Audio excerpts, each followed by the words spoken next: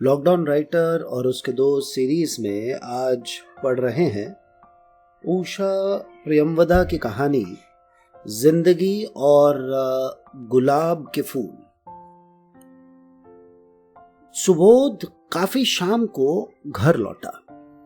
दरवाजा खुला था, बरामदे में हल्की रोशनी थी और चौके में आग की लपटों का प्रकाश था। अपने घर में घुसते ही उसे खाली खाली सा लगा। दूसरे क्षण ही वह जान गया कि कमरे का कालीन निकाल दिया गया है और किनारे रखी हुई मेज भी नहीं है।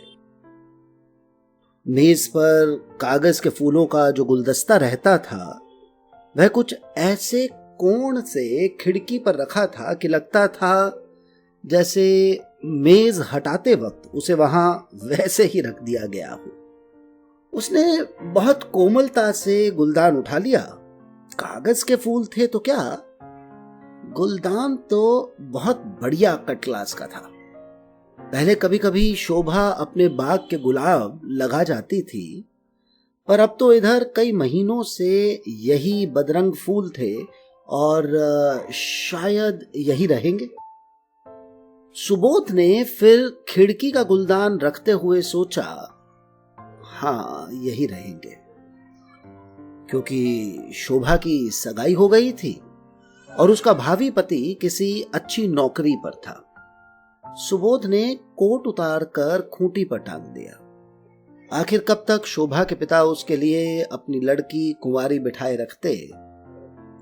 सुबोध खिड़की के पार देख रहा था, धूल भरी सांझ, थके चेहरे और बुझे हुए मन।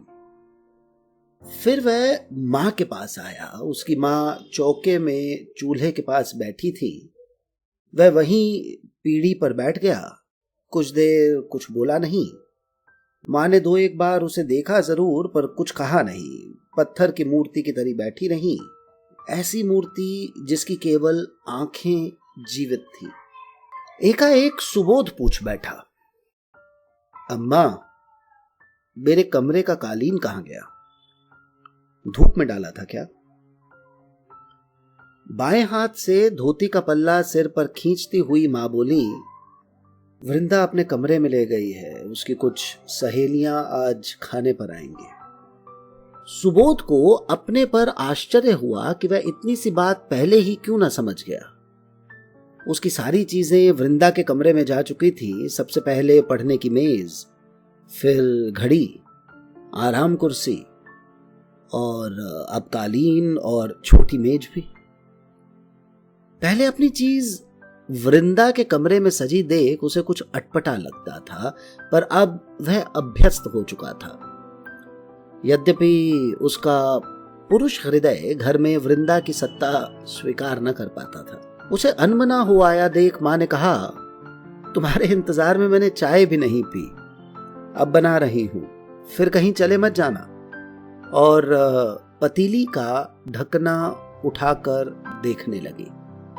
सुबोध दोनों हाथों की उंगलियां एक दूसरे में फंसाए बैठा रहा। उसके कंधे झुक गए और उसके चेहरे पर विषाद और चिंता की रेखाएं गहरी हो गई। सशंक नेत्रों से मां उसे देखती रही। मन ही मन कई बातें सोची कहने की, मौन का अंतराल तोड़ने की, पर ना जाने क्यों वाणी ना दे सकी। उसकी आंखों के सामने ही सुबोध बदलता जा रहा था। इस समय उसके नेत्र मां पर अवश्य थे, पर वह उनसे हजारों मील दूर था। मौन रहकर जैसे वह अपने अंदर अपने आप से लड़ रहा हो। काश सुबोध फिर वही छोटा सा लड़का हो जाता जिसके त्रास वह अपने स्पर्श से दूर कर देती थी। वह सुबोध जैसे अब उसका बेटा नहीं रहा था। वह एक अनजान, गंभीर, अपरिचित पुरुष हो गया था जो दिन भर भटका करता था, रात को आकर सो रहता था। सुख के दिन उसने भी जाने थे। अच्छी नौकरी थी, शोभा थी। अपने पुराने गहने तोड़ाकर मां ने कुछ नई चीजें बनवा ली थी और अब वे नए बूंदे और बालियां, हार और कंगन खैर वो सब तो अब बक्स में पड़े थे। शोभा की शादी होने वाली थी और सुबोध बदलता जा रहा था। दो धुंधली जल भरी आंखें दो उदास आंखों से मिली। उनमें एक मूक अनुनय थी। सुबोध ने मां के चेहरे को देखा और मुस्कुरा दिया। शब्द निरर्थक थे। दोनों एक दूसरे की गोपन व्यथा से परिचित थे। उनमें एक मूक समझौता था।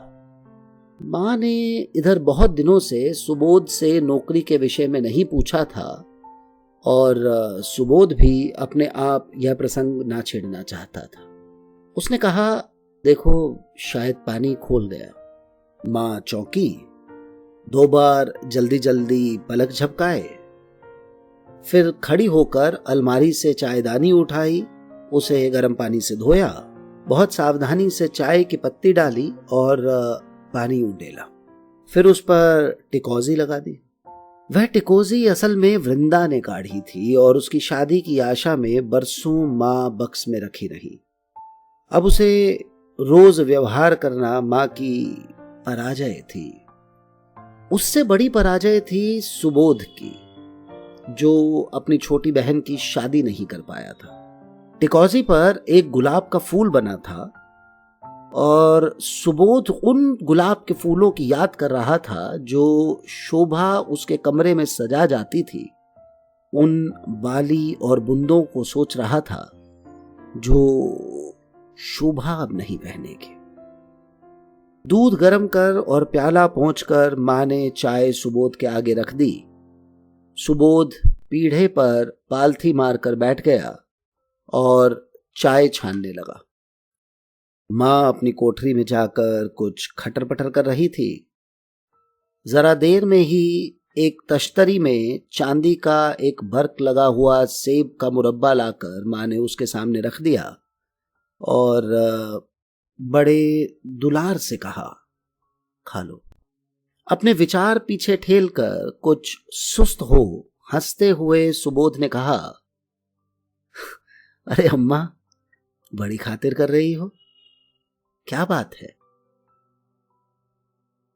इस कहानी का अगला भाग सुनेंगे कल शाम। नमस्कार।